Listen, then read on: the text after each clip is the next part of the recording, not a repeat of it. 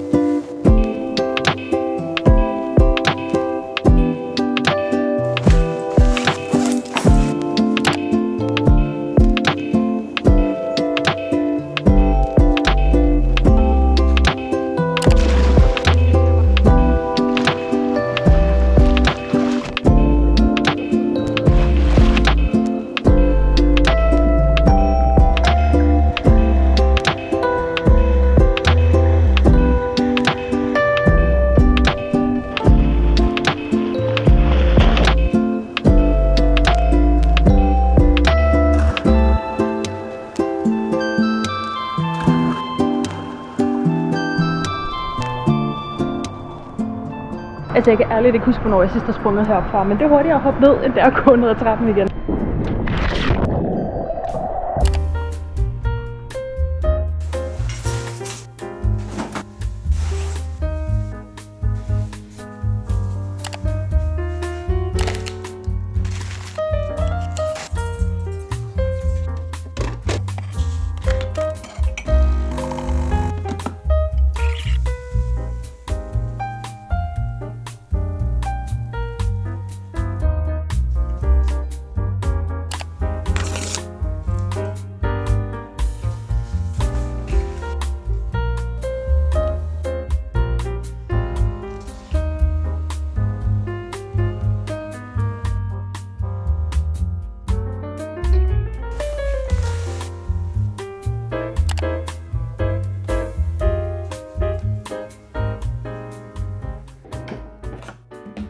Hej med dig og hjertelig velkommen til den her vlog. Kommer det bag på nogle af jer, vi har gang i endnu en self-care dag i dag. Jeg tænker i hvert fald, at I efterhånden godt ved, at jeg elsker self-care. Det er nemlig fredag i dag, og jeg har fri, og det betyder selvforkælelse og hygge igennem. I har jo allerede set, sol. Hold da op, hvad jeg har lavet i løbet af i dag, så jeg vil ikke lige sidde og gennemgå det hele. Dog sige, at jeg fik svømmet 3 km tidligere, og fik lov til at de søde livreddere op i svømmehallen og filme efter lukketid, så jeg lige kunne have nogle klip til jer. Der var nemlig andre offentlige badegæster, som var oppe at svømme, mens at jeg også svømmede, så der kunne jeg altså ikke lige filme. Så det var meget sødt af dem, og venligt og heldigt for mig, at jeg lige fik noget content til jer. Og jeg gik både på vej derop og hjem, fordi det var det okay vejr til. Det er faktisk lidt køligt i dag, men så får jeg nemlig gået min skridt, og så gik jeg og lyttede til ting på podcast. Og efter jeg så er kommet hjem, er jeg bare hoppet i hyggetøjet her. Jeg synes ikke, der er noget bedre, rarere, mere hyggeligt. Og sådan noget dejligt, løst, behageligt tøj på, når man er herhjemme. Så kan vi så diskutere, om det er det kønneste, men det er mega behageligt. Klokken er nu faktisk endt med at blive over 3 om eftermiddagen. Vi har et lidt stramt program, så jeg skal skynde mig lidt. Jeg har lavet en self-care to-do-liste for i dag, som jeg godt kunne tænke mig at få opfyldt. Jeg håber lidt, at vi kan nå alle tingene. Og indtil videre har jeg faktisk allerede fået gjort alle de her ting. Men så kan I så også lige se, hvad resten af dagens program kommer til at stå på. Nu vil jeg gå ud og lave mig en lidt sen frokost. Jeg har taget en bagel op, men jeg er faktisk i tvivl om, vi overhovedet har noget pålæg til at proppe i. Og ellers så har jeg tænkt mig at gå op for at handle, for jeg har nemlig lovet at lave aftensmad. Og jeg kunne godt tænke mig at lave nogle græske kyllingekødboller med tzatziki-ris og alt sådan noget lækkert. Men vi har ikke til det, så jeg må lige op forbi byen og få handlet ind. Forholdsvis meget at opdatere jer på, men jeg gider ikke bare sidde og snakke her, så det tager vi lige i løbet af den her video, for nu vil jeg gå ud og lave mig noget frokost, for jeg er ekstremt sulten.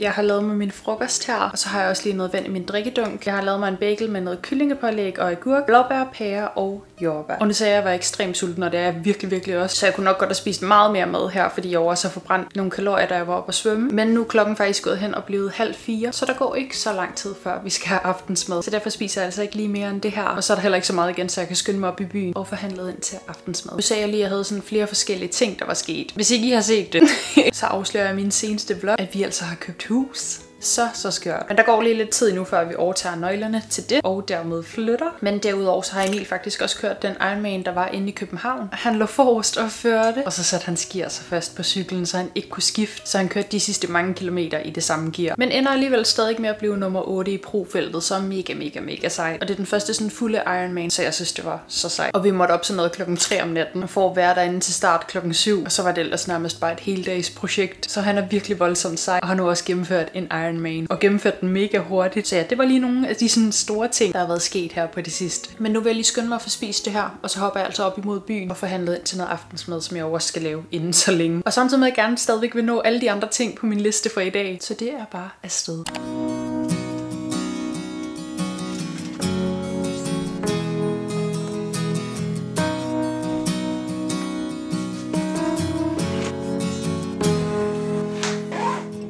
Jeg skiftede lige til de andre bukser igen og har taget nogle sko på, har et net her og en paraply, fordi vejret simpelthen ikke kan beslutte sig for, om det skal være solskin eller regnvejr. Men nu har jeg i hvert fald lige tænkt mig at gå op og handle, så vil jeg bare lige have noget på, der var lidt pænere end hygge. Og så blev jeg ikke færdig med at lytte til ting på podcasten, altså fredagens episode her. Så den tænker jeg lige, at jeg vil smække på og gå lidt til.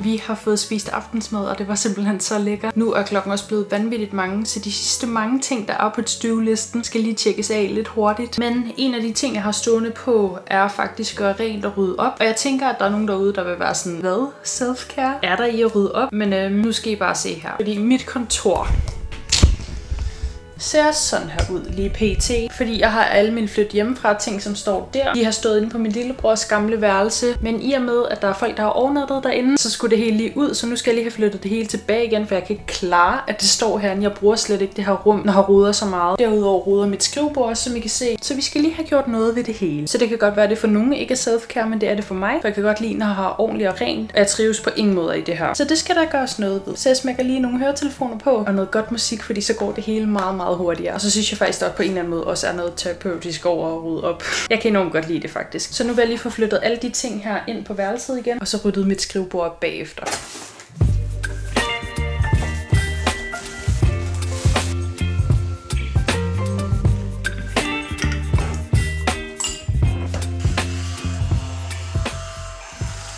Meget bedre end før. Nu står der ikke længere en hulens masse ting der, og der ligger ikke 1000 ting her. Til gengæld ligger der stadig en masse tøj herovre, og det er simpelthen fordi det er det tøj, jeg har sat til salg på Vinted. Jeg har nemlig en Vinted-profil, som jeg lige kan linke til nede i beskrivelsen her, hvis der er nogen af jer, der kunne tænke jer at tjekke den ud. Og på min to-do-list for i dag har jeg faktisk sat ting til salg, fordi jeg har selv haft købt den her kjole brugt ind på Vinted, men den er desværre lige lovligt kort til mig. Jeg synes ellers, den er mega fed, men jeg er et ret højt menneske, og den går mig lige knap ned over numsen, så jeg ved, jeg aldrig vil få gået med den, så derfor sætter jeg den lige til salg. Plus, at jeg faktisk også har læst den her bog, som er en ret populær bogserie, eller serie. Og jeg ved bare med mig selv, at jeg kommer ikke til at læse den igen. Og det er også derfor, jeg har den her til salg, fordi den har jeg også haft læst. Så jeg skal lige have taget nogle billeder af de her 2 ting og smækket op på Vinted, så de forhåbentlig kan blive solgt. Jeg synes i hvert fald, det er spild, at det bare sådan står og fylder. Jeg kan enormt godt lide tanken om at have en bogreol, og jeg har også stadig en masse bøger. Men igen, så ved jeg bare med mig selv, at jeg får ikke læst dem her igen, og så kan jeg lige så godt sælge dem videre til nogle andre, der gerne vil læse dem. Så jeg tænker faktisk lige at prøve at få taget nogle billeder af den her kjole. Jeg tror dog ikke, lyset er det bedste nu, fordi det er blevet mørkt udenfor. Så kan jeg også krydse det af på dagens to-do. Så skal jeg jo så bare lige have uploadet det til min Vinted-profil. Nu tænker jeg faktisk, at jeg vil gå ud og gøre badeværelset lidt rent, fordi det trænger også. Jeg kan ikke nå at give det den helt store tur, men det kan trods alt godt lige nå at blive lidt mere rent, end hvad det er nu. Så det vil jeg lige gøre, og så tror jeg faktisk, at jeg går ud og går en lynhurtig tur med hunden, fordi som I kan se, så er det mørkt. Så det kunne være, at jeg lige kunne nå det, inden det blev sådan helt mørkt. Det har både ham og jeg nemlig godt af.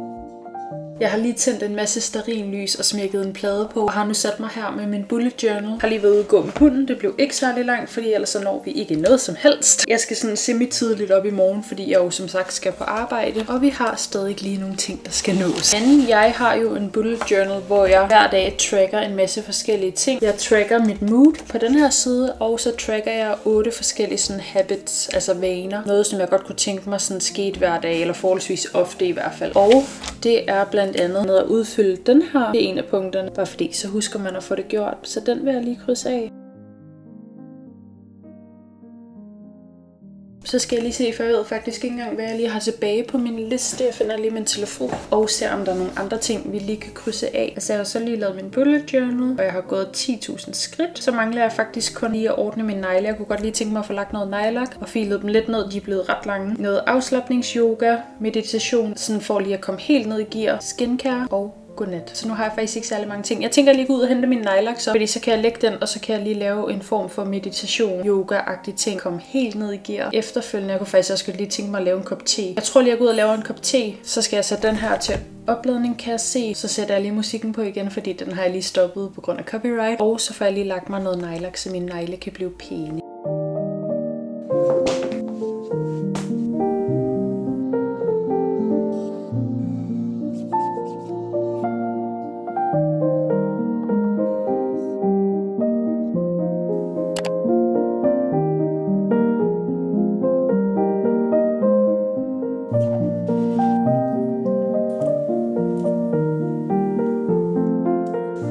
Det tror jeg nærmest må være første gang, at jeg når alle de ting, jeg har sat mig for i en vlog. Men nu er klokken faktisk også gået hen og blevet 22:38.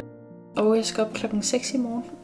Så jeg vil hoppe lige på hovedet i seng, men selvfølgelig lige først nå at sige tusind tak, fordi du har set med. Igen, self-care er super individuelt, og du skal selvfølgelig gøre lige det, der er godt for dig. Men jeg har i hvert fald haft en smadret dejlig dag. Jeg kan måske lige nævne, at I stadigvæk, og nu siger jeg lige reklame, fordi jeg har modtaget en i gave, men hvis I kunne tænke jeres egen Ultra Human Ring er, hvis jeg skal være helt præcis, så kan I stadigvæk spare 10%. Der vil både være link og kode hernede i beskrivelsen, hvis I godt kunne tænke jeres egen. Nu sidder min bare lige til opladning. Jeg vil lige sætte den derned igen. Jeg vil bare lige nævne det, fordi hvis der er nogen, der lige så sådan gadget freaks, eller på en healthcare journey på en eller anden måde, så kan I altså stadig ikke spare procenter med mit link og min kode. Hvis du hører det, jeg siger lige nu her, så er der en masse ting, jeg har sagt, jeg har været nødt til at klippe ud, fordi kameraet simpelthen ødelægger min klip, og så har jeg ikke filmet noget gange 2. Men så må jeg sige, det er en anden vlog, hvis det skulle være. Jeg vil i hvert fald sige kæmpe mange tak for dig, og tak fordi du har set med helt hertil. Hvis du er så smadskøn og har set med helt her til nu og høre det, jeg siger, så må du meget gerne gå ned og smide den her emoji, så vil jeg så gerne like din kommentar, og ellers så håber jeg bare, at du har det smadret fantastisk skønt, indtil vi forhåbentlig ses igen i min næste video.